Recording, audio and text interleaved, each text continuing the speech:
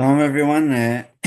I checked in the archives of the list. There were 367 shurim, so about 200 ago, we started Shabbat. Then we digressed a little bit for the high holidays and the comparison of Nusach. So last week, if you were there, Bruce spoke about the difference between imagination and emotion, and I brought up the topic of SHIR MERUBA. So I found one version, which is the actual song, and then a shorter list of what is specifically each part, and we'll tie it into our understanding of some of the differences between men and women when it comes to prayer and other mitzvot. So there's one who sings a song of his own life, and in himself he finds everything, his full spiritual satisfaction. So that's the first stage. There's another who sings the song of his people. He leaves the circle of his own individual self because he finds it without sufficient breadth, without an idealistic basis. He aspires towards the heights, and he attaches himself with a gentle love to the whole community of Israel. The third level is there's another who reaches towards more distant realms, and he goes beyond the boundary of Israel to sing the song of humanity. So caring about all of humanity, and that's how their spirit is fulfilled. The spirit extends to the wider vistas of the majesty of humanity generally, its noble essence.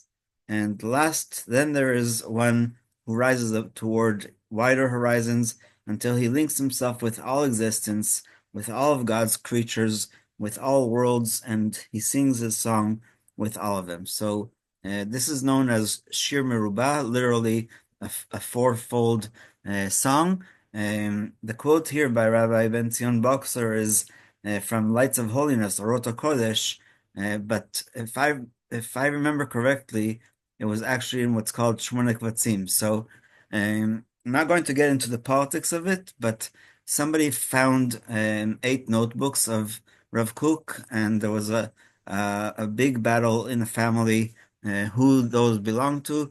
Um, it wasn't part of Mossad Rav Kook, the institution that Rav Kook himself started for publishing books that are connected with his Torah and with everybody else's. Maharat Friedman uses the Dat Mikra, which is published by Mossad Rav Kook and the others.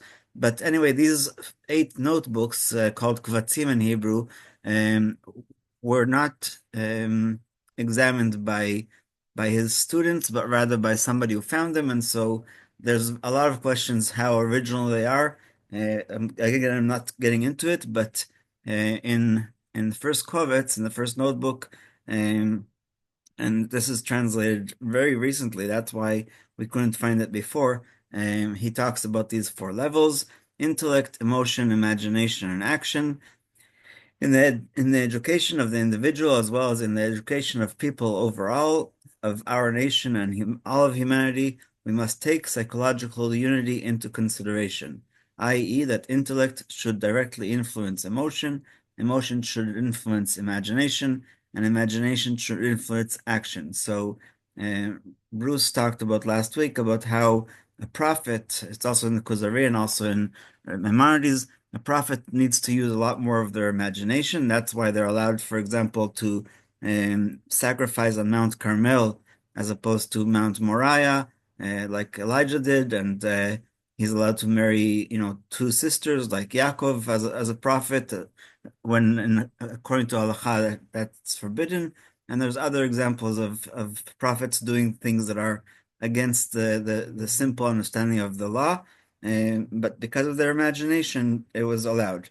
And so Rav Kook continues, when there's a contradiction among these parts, destruction will find something to attach itself to, and therefore, upon these 4 parts, intellect, emotion, imagination, and action, some people call it instead as a will, um, that which is supernal, the root of the soul of the individual and of the community, rises to the source of the supernal being. And that's why the song, the Shir Merubah, describes people who are really only concerned with their own spiritual path, which is amazing, but there's people who are able to rise above that to all the people of Israel and to all humanity and to even animals and plants.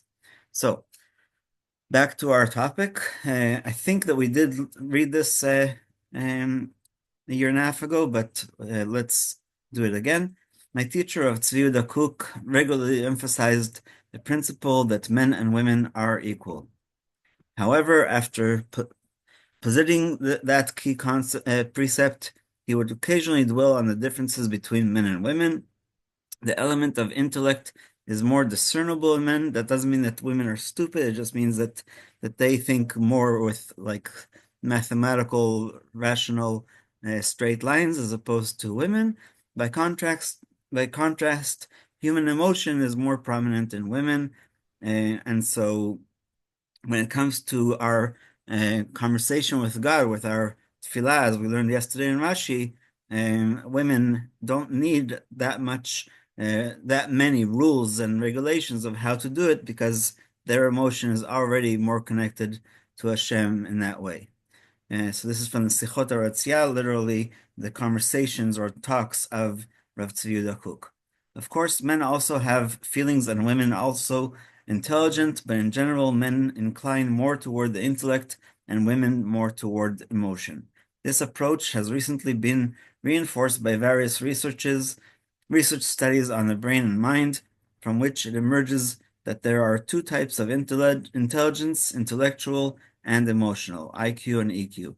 By the way, one of the Hasidic practices that people don't notice is that almost all of the Hasidim, their shirts, instead of the left side being over the right side and the buttons going in from the right side, their shirts are just like women's, where it's the other way around. And I was told once that that's because of the idea of moach shalita alev, of the brain being in control of the heart, as opposed to the heart taking control.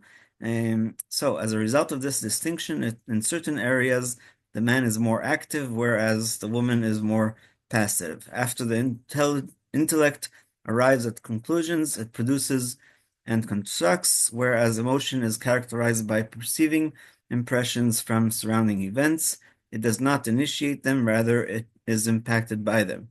And also, women have more of a sixth sense, as we call it, than men do for the same exact reason. Thus, we find that the Torah sages of earlier generations described men as being more inclined to influence and women as being more apt to receive.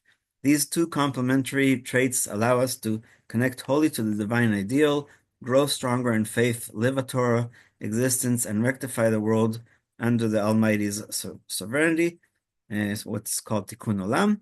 And through the analytical and discerning intellect, we establish the principles with which we govern our lives, and via spontaneous raw emotion, we are able to better absorb the faith and vitality of the Torah.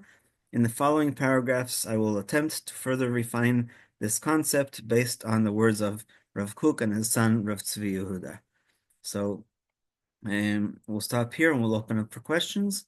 And I think that this week we'll decide together if we're continuing in this or a different area of Halacha.